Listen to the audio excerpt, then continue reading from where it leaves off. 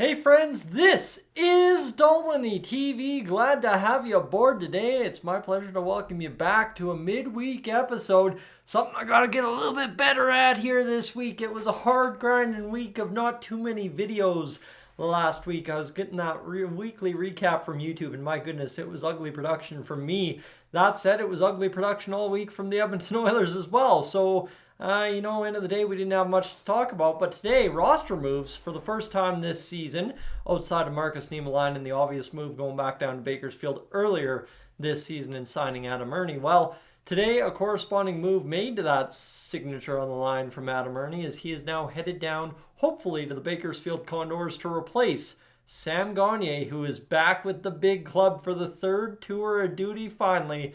Sam is ready to go and add, well, what we'll discuss a lot to this Edmonton Oilers roster. Friends, welcome aboard to Dolynny TV. If you are new to the channel, I'd love to have you aboard for the full season, for the playoffs, of course, once we get there. As I've said, I've been critical of this club for a long time this past few weeks, but I haven't given up hope, and I know they're going to turn it around.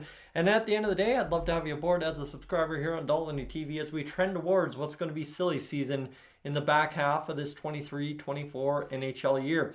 All right, what we know is, well, we could go here and find this graphic. I think everybody's going to show you some different graphics, maybe the tweet of Adam Erne being sent down, maybe his stats alone.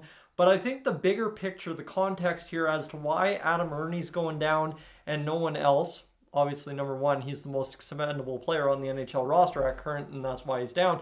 But you look at this, he goes on waivers today. We'll know what's happening about noon tomorrow. So if I take a late lunch and I'm out and about, maybe we get a video up. I don't know. Philip Broberg's played 7 games this season. He's been the 7th defenseman, right? So at this point, if anyone's going to leave the roster, he's going to leave on the back end. Connor Brown, -5, 8 games played, 1536, 11 shots on goal, no penalty minutes. So he hasn't cost you time in the box yet this year, which is a big key. When you're looking at Connor Brown's overall game, it's improving game by game, getting up to speed. That's good.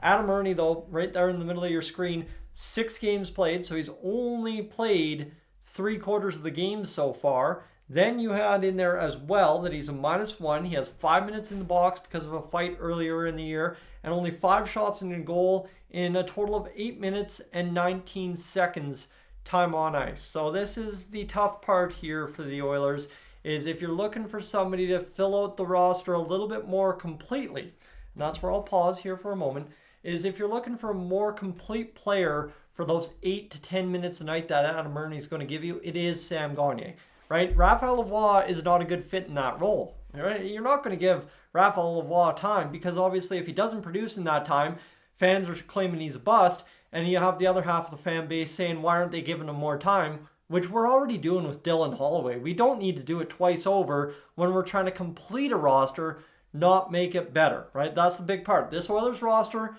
doesn't need to be better. Yes, they need better production, but they don't need to be better. They just need to be more complete at this point, and that's what Sam Gagner does over an Adam Erne. Just to round out my point here, though, Dylan Holloway, right, he's getting better game by game, getting his hands going. He's got 12 shots. He needs to find the back of the net, and then it's just going to come easy for him, I'm sure. Matthias Janmark missing the Heritage Classic, obviously 2 here, -2 on the year, 4 penalty minutes, 13:05. Guess what? We're about to solve a big mystery right now, right here. You don't need Matthias Janmark. If anyone's out of the top line position, he will not be there anymore because, yes, Ryan McLeod's also on this list. We will have a discussion about him at about the 20-game mark, depending on how things are going. I promise you that. No more top-line Matthias Janmark. Yes, Connor's back, so no, we don't need him there. But big thing here is you go over to image number 1. And yes, Sam Gagner is back in Edmonton. He's been signed $775, so league minimum. The cap space stays the same with Adam Erne. Don't worry about it. It's a 2-way deal. So yeah, you know what? The Oilers only have to pay him a certain paycheck when he's down in Bakersfield, if he's down in Bakersfield.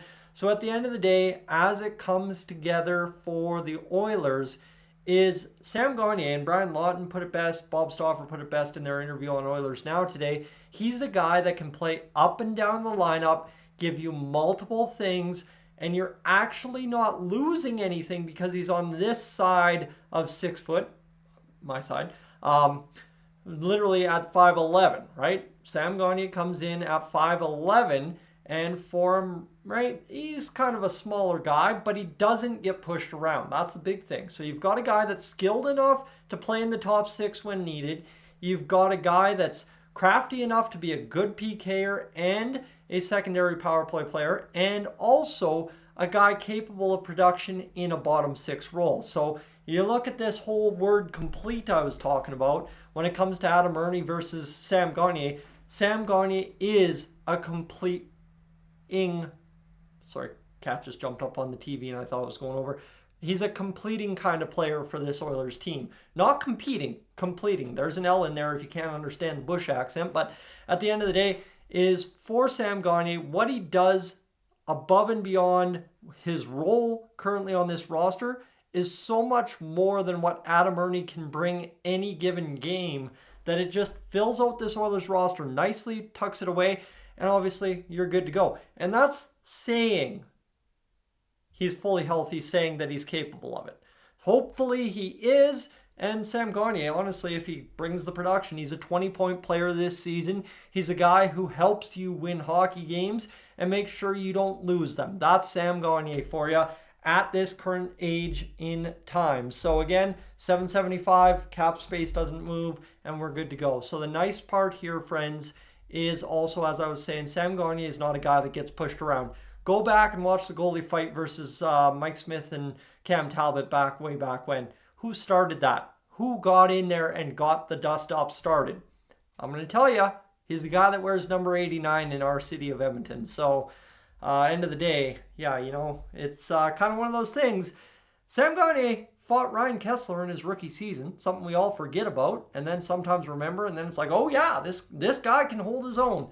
Well, big thing here for the Oilers, you need a little bit of that, because that's what Adam Erne was kind of meant to do, and obviously he did that in one scrap, but I'm not saying Sam Gagner is going to go out there and scrap 3 nights in a week, but again, he's a guy who at times, when it gets a little greasy, gets a little hairy, gets a little punchy, Sam Gagner is not going to back down, and that's huge for the Edmonton Oilers. So today, another step in the right direction following a Heritage Classic victory, right? That's number one. We needed to turn the ship around and fast, and doing so in the Heritage Classic by winning was key to that whole success formula. And now you call up Sam Gagner and you're good to go with a more complete roster. And now, you know what, everyone's saying, oh, well, everything's great, Tyson. Oh, wow, you're backing off of what you were criticizing this team for. No, now here's the thing. You got to go out there and, like I said, all start of the season, back up what you've been saying, right? You're a good team. You know how to play 60 minutes, all this, whatever. You go out there and you do it again against Dallas. Then you do it again, and then you do it again, and then you do it again.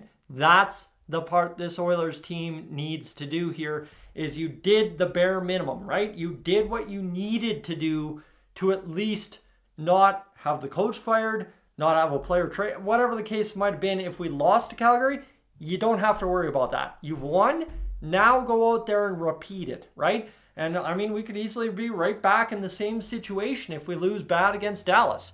And this is how fragile this season really is at this point.